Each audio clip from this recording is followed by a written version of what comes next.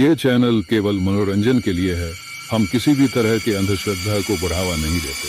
चाली चाली एक ऐसा खेल जिसके जरिए हम इस दुनिया में भटक रही उन आत्माओं से संपर्क कर सकते हैं जो ना जाने कितने समय से अतृप्त इस दुनिया में भटक रही हैं। आज तक जो किसी न किसी कारण से अपनी मुक्ति का मार्ग नहीं खोज पाई हैं।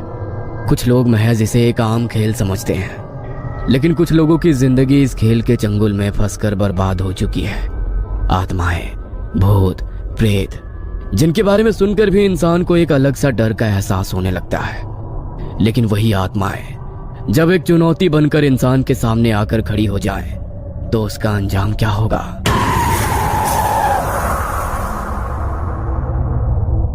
पीटर, जॉर्ज, डेजी और रूबी चारों दोस्त अपनी कॉलेज की लाइब्रेरी में बैठे थे। तभी पीटर लाइब्रेरी के एक शेल्फ में हिस्ट्री की एक बुक ढूंढने लगा। तभी हिस्ट्री की एक बुक अचानक बुक शेल्फ से नीचे गिर गई। अरे वाह, इसे ही ढूंढ रहा था और ये खुद ही मेरे सामने आ गई। वरना इस लाइब्रेरी में तो किसी किताब को ढूंढना इतना मुश्किल है जितना नमक के पहाड़ में सुई। पीटर उस किताब को लेकर अपने दोस्तों के पास चला गया।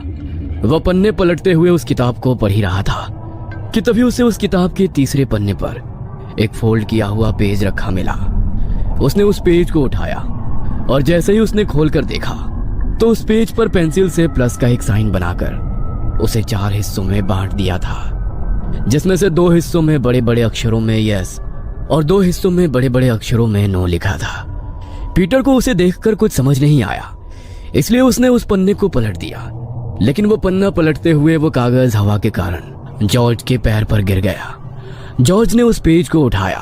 अरे ये तो चाली चाली है, लेकिन यहाँ कैसे आया? चाली चाली ये क्या है? अरे कुछ खास नहीं, बस एक गेम है। इंटरनेट पर देखा था मैंने। लोग इसे खेलकर आत्माओं से बातें करते हैं जिनका इस दुनिया में कोई अस्तित्व ही नहीं है। सब बकवास है। तुम्हें कैसे पता कि ये सब बकवास है? क्या पता इसके जरिए हम सच में आत्माओं से कनेक्ट कर सकते हो। तुम लोगों को समझ नहीं आता क्या? ये लाइब्रेरी है। इतनी देर से यहाँ पर चिल्ला चिल्ला कर शोर कर रहे हो। तुम्हें बातें करनी है तो बाहर चले जाओ यहाँ से। इतनी देर से सबको डिस्टर्ब कर रहे हो। अब सॉरी मैम, हम सब चले जाते हैं। डेजी अपने हाथ में उस पेज को लेकर वहाँ से जाने लगी। तभी उसके दोस्त भी उसके पीछे पीछे बाहर आ गए। देखो, मुझे तुम्हारे बारे में तो नहीं पता, लेकिन मुझे ये गेम जरूर खेलना है। इसीलिए आज रात को मैं अपने घर में ये जरूर खेलूंगी। अगर तुम में से किसी को मुझे ज्वाइन करना हो तो वो मेरे साथ आ सकता है। आ सकता है नहीं, आना ही पड़ेगा, क्योंकि इसे तुम अकेले नहीं खेल सकती। इसे खेलने के लिए कम से कम 2 लोग चाहिए। तुम चिंता मत करो, मैं तुम्हारे घर आ जाऊंगा। चाहो तो तुम दोनों भी आ सकते हो। अरे डोंट वरी, कोई आत्मा तुम्हें अपने साथ लेकर नहीं जाएगी। हाँ पता है, आ जाएंगे हम भी। सब लोग कॉलेज से अपने घर के लिए निकल गए। रात को घड़ी में जैसे ही 11 बजे तो डेजी के घर का गेट नॉक हुआ। उसने दरवाजा खोलकर देखा तो उसके दोस्त आ चुके थे। वो सबको अंदर लेकर आई। डेजी ने सभी के लिए स्नैक्स बनाकर रखे थे। उन्होंने स्नैक्स खाए और जॉर्ज ने अपने बैग से उसी पेपर को निकाला। खाना पीना बहुत हो गया, अब असली खेल शुरू करते हैं। डेजी, मुझे 2 पेंसिल दे दो प्लीज। डेजी ने जॉर्ज को 2 पेंसिल लाकर दी और जॉर्ज ने उन्हें पेपर पर बने प्लस के साइन पर रख दिया। देखो, अब मैं ये गेम शुरू करने वाला हूँ और चाहे कुछ भी हो जाए, लेकिन एक बार गेम स्टार्ट होने के बाद हमें एक दूसरे का हाथ नहीं छोड़ना है। जहाँ तक मैंने देखा और सुना है, अगर किसी ने भी ऐसा किया तो हमारे लिए बहुत मुश्किल हो सकती है। चलो सब एक दूसरे का हाथ पकड़ लो। जॉर्ज ने बीच में उस पेपर को रखा और वो सभी उस पन्ने के इर्द गिर्द एक गोल घेरा बनाकर बैठ गए। तभी जॉर्ज ने कहा, चाली चाली, क्या तुम यहाँ हो? जॉर्ज के ऐसा कहने पर उस पेज पर रखी पेंसिल में कोई हलचल नहीं हुई। तो जॉर्ज ने फिर से कहा, चाली चाली, क्या तुम यहाँ हो? इस बार भी जॉर्ज के ऐसा पूछने पर वहाँ कोई हलचल नहीं हुई। तभी रूबी ने उसका मजाक उड़ाते हुए कहा, कोई चार्ली नहीं है यहाँ पर। छोड़ो ये सब बकवास, मुझे बहुत नींद आ रही है। मैं तुम्हारे रूम में सोने जा रही हूँ डेजी। इससे पहले कि जॉर्ज उसे कुछ कहता, इससे पहले ही रूबी अपना हाथ छुड़ाकर उस गोल घेरे से बाहर जाने के लिए उठ गई। ये क्या बकवास किया तुमने? तुम्हें पता है ना ये कितना डेंजरस हो सकता है। हाथ क्यों छुड़ाया तुमने? अरे कुछ नहीं है यार, रिलैक्स कर। तुझे यकीन नहीं होता ना, तो देख अभी मैं करके दिखाती हूँ। चार्ली, चार्ली, क्या तुम यहाँ पर हो? देखा, कोई भी नहीं है। ओह शिट, कोई स्पिरिट है यहाँ पर। तुमने ये क्या किया रूबी? अब बैठो यहाँ पर, वरना बहुत बड़ी मुसीबत हो जाएगी। रूबी डर के मारे उस घेरे में फिर से उन सब के साथ जॉर्ज और डेजी का हाथ पकड़कर बैठ गई। तभी डेजी ने पूछा, चार्ली, चार्ली क्या तुम हमें सुन सकते हो? डेजी के ऐसा पूछते ही वो पेंसिल फिर से बड़ी ही तेजी से घूमती हुई यस के साइन पर जाकर रुक गई। क्या तुम हमसे कोई मदद चाहते हो? इस पर तो नो का साइन आ रहा है। इसे हमारी मदद नहीं चाहिए तो हमें इसे गुड बाय कहकर गेम खत्म कर देना चाहिए। नहीं डेजी, हम ऐसा नहीं कर सकते। जब तक ये आत्मा खुद यहाँ से जाने का फैसला ना कर ले तब तक हम इसे यहाँ से नहीं भेज सकते। जॉर्ज के इतना कहते ही अचानक पीटर बुरी तरह कांपने लगा। उसका शरीर अचानक ही किसी मुर्दा इंसान की तरह अकड़ने लगा। ये पीटर को क्या हो गया? ये क्या किया तुम लोगों ने? देखो, अगर मेरे पीटर को कुछ हुआ ना तो मैं तुम दोनों को नहीं छोड़ूंगी।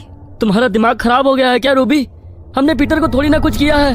देखो, हमें ये गेम खेलना होगा। पीटर थोड़ी देर बाद अपने आप ठीक हो जाएगा। जॉर्ज ने जैसे ही ऐसा कहा वैसे ही पीटर की आंखें बिल्कुल सफेद होकर ऊपर को हो गई और वो रूबी की ओर देखते हुए बेहद भयानक तरीके से हंसने लगा। रूबी, माय स्वीट हार्ट, देखो मैं आ गया। मुझे लगा तुम मुझे बहुत मिस कर रही होगी, इसलिए मैं तुमसे मिलने आ गया। अब तो तुम मुझसे मिलने मेरे पास नहीं आ सकती, लेकिन मैं तो तुम्हारे पास आ सकता हूँ। तुम नहीं, ये सच नहीं हो सकता। ये सब मेरा भ्रम है। तुम वापस नहीं आ सकते। नो नो नो, मैं वापस आ सकता हूँ। मैं वापस आ चुका हूँ माय लव। ये आवाज तो। इससे पहले कि डेजी आगे कुछ बोल पाती तभी पीटर खुद ब खुद ही अपने शरीर की हड्डियों को मोड़ने लगा। उसकी एक एक हड्डी के टूटने की आवाज वहां पर गूंज रही थी। पीटर के चेहरे पर अभी भी वही शैतानी हंसी थी। कभी वो अपनी शैतानी हंसी हंसता तो कभी अपनी हड्डियों के टूटने के दर्द से जोर जोर से चिल्लाने लगता। रूबी उसकी ऐसी हालत देखकर इस तरह सहम चुकी थी कि डर के मारे उसके मुंह से एक शब्द भी नहीं निकल रहा था। हमें यहाँ पर नहीं रुकना चाहिए। हमें चर्च में फादर के पास जाना होगा। अब वही हमारी मदद कर सकते हैं। हाँ, प्लीज प्लीज जल्दी चलो। No no no my sweetheart, तुम मेरे साथ रहो। तुमने तो मेरे साथ जीने मरने की कसमें खाई थी। अब मैं तुम्हें खुद से दूर नहीं जाने दूंगा। चलो चलो, कम ऑन, जल्दी से मेरे पास आ जाओ। नहीं नहीं, दूर हटो मुझसे। नहीं, दूर दूर हो जाओ। रूबी खुद को बचाने के लिए पीछे की तरफ खिसकने लगी। तभी पीटर अपने टूटे फूटे शरीर के साथ अचानक रूबी की ओर बढ़ा और एक ही झटके में उसे बड़ी ही तेजी से घसीटता हुआ घर के स्टोर रूम में ले गया। रूबी के चीखने की आवाजें पूरे घर में गूंजने लगी। वो मदद के लिए बेहद बुरी तरह चिल्ला रही थी। जल्दी करो जॉर्ज, हमें फादर के पास जाना होगा वरना वो दोनों। घबराओ मत डेजी, उन्हें कुछ नहीं होगा। जल्दी चलो।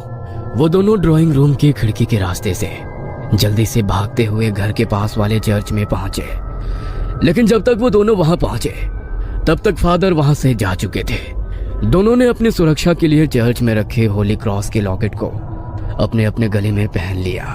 उनके पास अब मदद के लिए कोई रास्ता नहीं था, इसलिए उन्होंने चर्च में रखे होली वाटर की बोतल को उठाया और जल्दी से घर आ गए। घर आते ही वो दोनों स्टोर रूम की तरफ गए जहां पीटर रूबी को घसीटते हुए ले गया था। लेकिन उन दोनों ने जैसे ही स्टोर रूम का दरवाजा खोला तो सामने का नजारा देखकर उनके रोंगटे खड़े हो गए।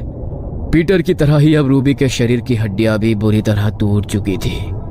उसकी आंखों की पुतलियां भी अब पूरी तरह सफेद पड़ चुकी थी। जॉर्ज ने उन दोनों को हाथ लगाकर देखा तो दोनों ये दुनिया छोड़कर जा चुके थे। वो दोनों ही इस सदमे को बर्दाश्त नहीं कर पा रहे थे। जॉर्ज ने उनके घर वालों को इन्फॉर्म किया और अगले दिन उनकी डेड बॉडीज को कब्रिस्तान में दफन कर दिया गया। पुलिस ने भी इस मामले में अपनी इन्वेस्टिगेशन की, लेकिन पुलिस को भी उनकी मौत से जुड़ा कोई सुराग नहीं मिला। डेजी अपने बेडरूम में अपनी आंखों में आंसू लिए खड़ी हुई थी। उसकी आंखों के सामने दीवार पर एक तस्वीर टंगी हुई थी। आपने जैसा कहा था मैंने बिल्कुल वैसा ही किया। मैंने आपका बदला ले लिया भैया, ले लिया आपका बदला मैंने। दरअसल डेजी का बड़ा भाई स्टीव रूबी से बहुत प्यार करता था। वो उससे शादी करना चाहता था, लेकिन डेजी सिर्फ उसके पैसों के लिए उसके साथ थी। उसने स्टीव को बहुत बार बेवकूफ बनाकर उससे पैसे हड़पे और उन पैसों से वो अपने दूसरे बॉयफ्रेंड पीटर के साथ अय्याशियां करने लगी। पीटर रूबी के बारे में ये सब कुछ जानता था, लेकिन वो भी पैसों का भूखा था। रूबी ने स्टीव का बहुत फायदा उठाया, लेकिन एक दिन जब स्टीव को इस बारे में पता चला तो वो ये सब सह नहीं पाया और उसने अपनी जिंदगी को हमेशा के लिए खत्म कर दिया। अपने भाई के चले जाने के बाद डेजी बिल्कुल अकेली हो गई। उसके माता पिता तो उनके बचपन में ही उन्हें छोड़कर जा चुके थे और अब डेजी के सर से उसके भाई का साया भी छीन गया। डेजी लाख कोशिश करने के बाद भी ये समझ नहीं पा रही थी कि उसके भाई ने ऐसा क्यों किया। तभी एक दिन उसे अपने भाई के बिस्तर के नीचे एक डायरी मिली जिसे उसने अपनी जान लेने से पहले लिखा था। अपने भाई की मौत की सच्चाई जानकर डेजी और ज्यादा टूट गई। उन दोनों से अपने भाई की मौत का बदला लेकर उसे अपना भाई वापस तो नहीं मिल सकता था, लेकिन अपने भाई की मौत का बदला लेकर उसने हमेशा के लिए अपने भाई की आत्मा को मुक्त जरूर कर दिया था।